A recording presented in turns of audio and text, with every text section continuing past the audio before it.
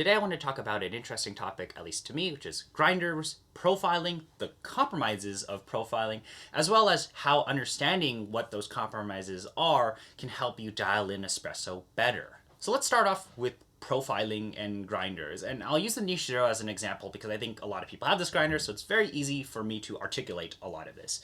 With something like the Niche Zero, it's generally regarded as a very traditional espresso grinder.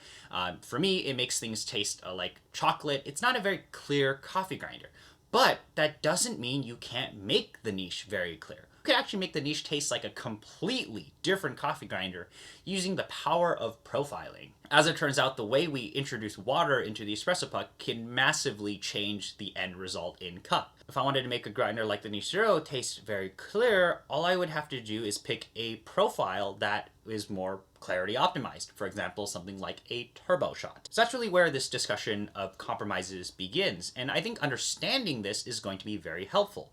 So if I turbo shot the Niche Zero, it suddenly becomes like a completely different grinder, becomes much clearer, but I compromise on something. What I compromise on texture, on mouthfeel, on all the things that I actually really like about the Niche Zero, it's gone suddenly because I am now getting a much clearer shot because the grind is much different. The profile is much different. That traditional style of espresso with this grinder, I get that massive amount of texture, get that great mouthfeel, but I lose all of those nice clarity properties that the turbo shot has. So that's really where I think understanding the range at which your grinder can perform at given a specific profile is very important, because all really what you have to do is pick a profile, pick a style of profile, and understand how your grinder performs in that extreme. So if I go back to this example of a turbo shot and a traditional shot, what I would recommend you do is just take the same coffee,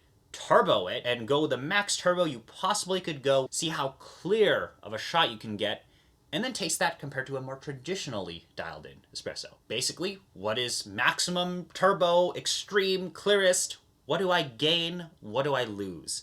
Versus what is traditional? What is normal? Or really, what do you gain and what do you lose compared to the turbo shot?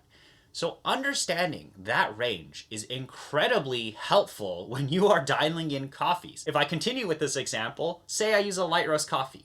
Well, if I dial it in traditionally, it probably will taste like chocolate, it probably tastes fine, but it won't be very clear. But because I know how clear this grinder can get, and I can say, hey, wait a second, I think I'm missing a little bit, all I have to do is figure out how far I'm willing to go on the turbo end. Maybe you don't actually have to veer so much into one style of profile where you actually compromise on something completely. Maybe you only need to go a little bit into a style of profile where you bring in just enough clarity to satisfy your preferences, but you are willing to sacrifice a little bit of that traditional texture, at least in the example of turbo versus traditional. So I think that's really cool because we're using the same equipment, we're using the same coffee, but it tastes so different, and all we kind of have to do is, without buying a completely separate grinder, is we just figure out where on the range we end up on.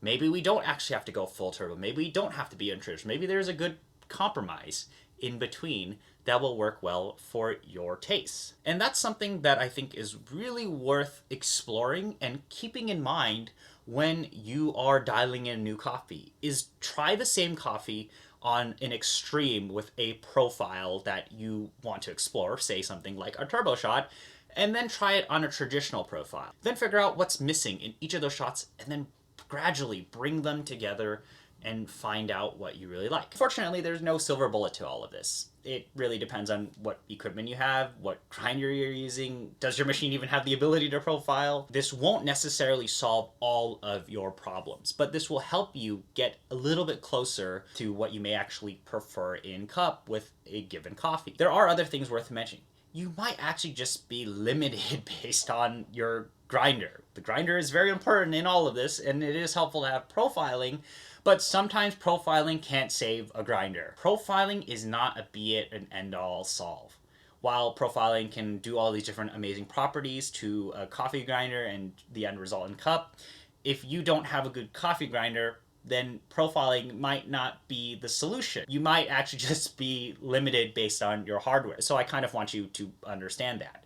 Another interesting thing that I want to mention is actually more expensive grinders. This is something worth talking about because with more expensive grinders, you actually compromise less. There's a much larger sweet spot with these grinders, and what is very fascinating with all of this to me right now is that in this exact comparison here, I can make the niche zero be pretty clear actually, like really clear if I really try using profiling.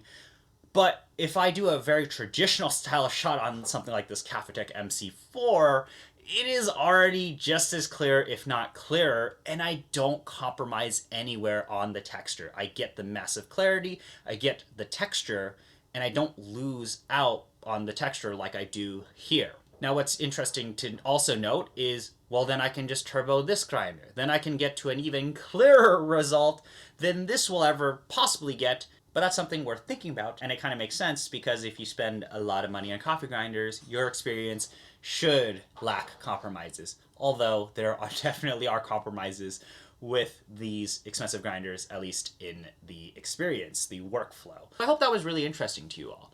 Profiling is something that can bring out many different properties of your coffee grinder, but I would argue that it's not a be it or end all solve. Rather, it's a tool to help you adjust your one, expectations, and two, the properties in cup to be closer to what you may be looking for, and understanding what the ranges at which your coffee grinder can perform under various profiles is very helpful when you're dialing in coffee, because maybe you actually don't have to spend more money on equipment. All you might actually have to do is adjust the profile you're using, and doing that might actually help you understand your coffee grinder a little bit better, might also help you set your expectations a bit better when you are using a certain coffee bean. I think this will all help you dial in your espresso better, and you will have a much better experience. But that's all I wanted to talk about today. Thank you for spending the time to watch the video. I'll see you around.